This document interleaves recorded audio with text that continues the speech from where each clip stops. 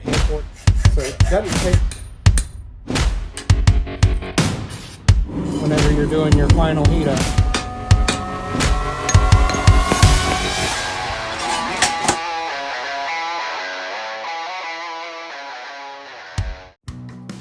Welcome back to All Bright Metalworks. This is Troy. We're doing another Forge Friday video here. I'm going to be posting some other videos in the future that aren't Forge Friday. In this beginning of the video here, I am forging a icicle for a Christmas tree ornament. I also did a miniature split cross for an ornament, but I didn't get the video of it. I wanted to take a minute to talk about this forge here that I'm using. It's got an interesting history to it. And it turns out that the guy who owned this forge, who had passed away, also owned the green Little Giant power hammer you'll see in the later part of the video here. And Scott bought the power hammer from a guy that had bought it from the gentleman's wife after he had passed, and he ended up with that. And then a couple years later, this year, I got a call from a customer that came by one of my festival booths, and they said, hey, there's a lady posting a forge on the country sale on the radio. Gave me the number and all that. So I called her and got to talking and everything, and realized that Scott had the power hammer that her husband used for years as a farrier, and ended up buying the forge and everything. And since then, we've had her out a couple times, and we hadn't had it up and running, but this is the first night that we've actually had it completely up and running, and we changed out the blower because he had originally been using a hairdryer. So pretty cool history behind this thing, and trying to keep it alive and keep it going. And it's quite the good running forge. Works well, and the way we got it set up, even when you got the damper flap on the motor completely closed, it gets just enough air to keep the fire going without wasting a lot of coal. So just thought it was a pretty cool little thing that we got two pieces of the guy's blacksmithing equipment, totally separate times and totally separate people bought them, so pretty neat thing. Back to the icicle though, this is forged out of a 3/8 piece of square stock, mild steel, and it's 4 inches long. And basically just do a taper, and I like to leave a twist in the very end of it right before where you would put a hanger through it, and just forge it to whatever taper looks good to you. And you can make it out of several different sizes of stock, and you just kind of got to play with the lengths on it to kind of get the right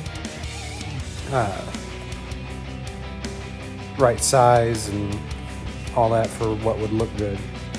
Ratio, that's what I was trying to think of. So do that, and then here in a second I'm going to be bringing it out for the twist.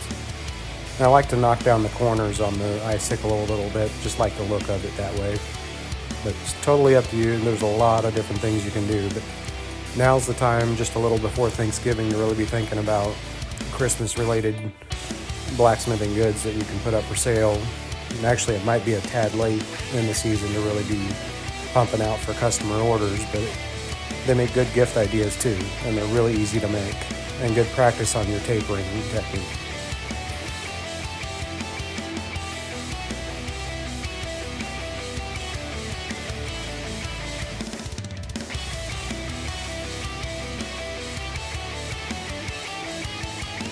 When I'm putting it in the vise for a twist, I like to put just the last little bit in the vise so it doesn't twist below that, so I have a good area to drill a hole through it and be able to put a ribbon or something through it so you can hang it. And some people will just do an offset blow and smash it down to flat on one side to hang from, or tapered to a flat to hang from, but I kind of like the look of just a squared end. And on this one, I'm doing roughly a half twist. I don't remember exactly what I did, but you can play with it. I've done a couple with full twist, half twist, and Also a reverse twisting one, and it all looks good. The half twisting's a little bit more length of straight stock before you twist. And now I'm just using the vise to kind of clamp it and straighten it out, because when you do the twist, sometimes it gets a little out of straightness and everything. And you can do like a leather mallet or wooden mallet on a wooden stump to get it all knocked straight without damaging the actual ridges of the twist.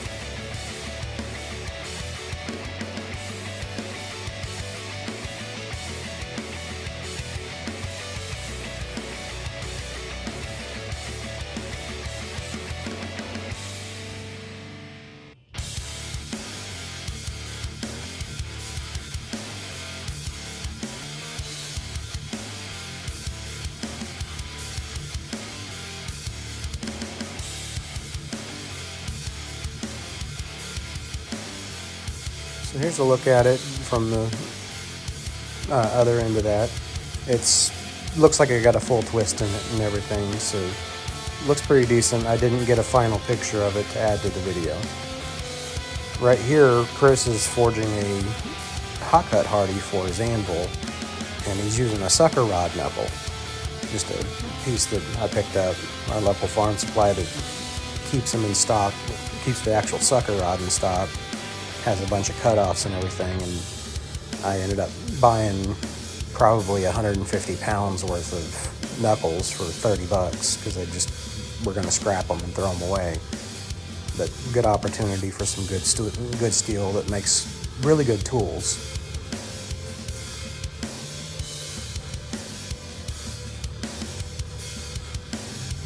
And as you can see, Chris has got a couple projects in the forge. He's got his hot cut, and then he's also got a split cross he's been working on, just working back and forth. And that split cross is out of 1-inch mild steel square stock. And he's going to the little giant power hammer I talked about earlier. And this thing can really get away from you if you're not careful. The lever on the foot pedal is a little touchy when it comes to doing it, so the more time you spend on it, the better you get to learn it. And Chris is doing a really good job for not having a lot of time in on the little giant, but it really gets to popping away here. And for being a 25-pound little giant, it can really hit pretty hard. It's great for the smaller stuff. If you really get into some big stuff, you need a bigger power hammer. And now he's going in and do some straightening, because working with the little giant can really throw some things out of whack if you're not careful. You can see the center of the split there is a little skewed, and he's bringing that back around. And I'll have a picture at the end of the video of what it ended up like by the time he was done. Just doing a little walk around, showing kind of what everybody's doing.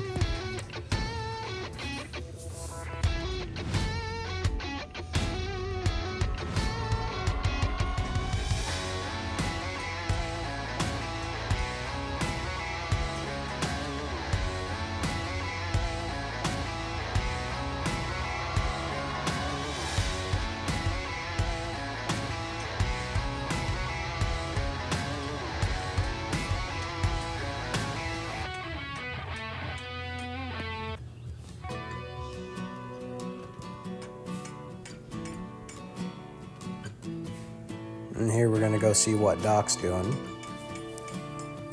He's been working on carving a face into a piece of 1-inch stock.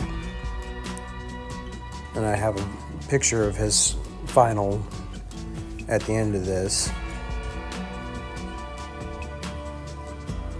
He was kind of going for like a Viking helm with the nose guard on it, but decided to kind of go a different route by the end of it. Back to Chris working on his hot cut. A lot of guys will actually take some time on our Forge Friday events to use the bigger equipment to kind of make stuff for their own little blacksmithing setups and make any tooling they need, because Scott's got a pretty good layout here with some bigger tools that can really get some of that work done that you can't do by hand as easy. And Doc's got a nice power hammer in his shop too that has been in a couple of our previous videos. Really hits hard, so if you're not careful, it can get away from you. And as you can kind of see in the background, we got the boxing match on in the background there. Oh, kind of got a glimpse of my little split cross lane on that post as it went by. Doc's still hammering away.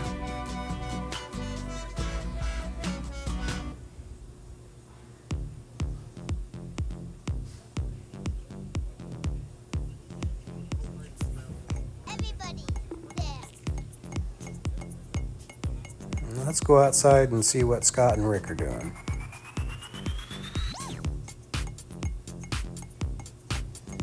Don't mind the treats laying around. We got a sweet tooth. And Diggs' wife is a baker, so she makes a lot of good treats for us. So right here, Rick is working on the clanger, or the ringer, or whatever you want to call it, for a dinner bell. Tons of different names that people use for it. I just call them a clanger. And he's working on a 110-pound Vever anvil. It says a Casio on it because it's one of the cheap Amazon anvils basically, but this one's a 110-pounder, and I like to keep the 66-pounders or even the 100-pounder on hand as student anvil. They're really good, and if you beat them up and damage them, they're not really expensive to replace. But they're pretty decent for the money. So here Rick is knocking down the corners on the clanger. It kind of helps it whenever you're clanging, because if you got too sharp of an edge, it'll kind of want to bite a little bit. So you want it a little rounded, but he's kind of going for that squared look. So those knockdown corners will help kind of transition around the triangle as you're doing it. It makes a smoother experience.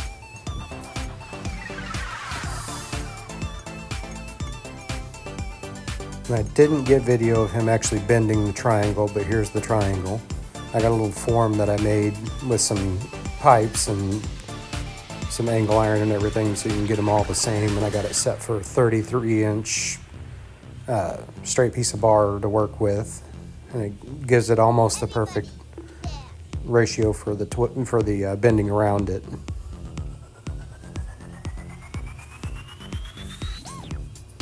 And here we go in. He's going to put a twist at the top of the handle. Like I was saying before, there's lots of different twists you can do. There's probably over 100 different types of twists, but sometimes simple is nice and elegant, and the whole motto of less is more can really come into play. If you get a little too busy with it, it kind of draws your focus where you don't necessarily need to focus as much. And here's the cross that Diggs made. I didn't really get any video of him working. He ended up rolling out before I really started doing video. Here's a picture of Doc's sculpture he was making. Turned out pretty great. Didn't quite end up what he wanted it to be, but he turned it into a really nice little piece. Here's a look at Chris's cross that he made during the video. Didn't finish it all during the video because I had to leave, but turned out great. That's it for the video. Thanks for watching. Don't forget to like, share, and subscribe. And as always, forge on, my friends.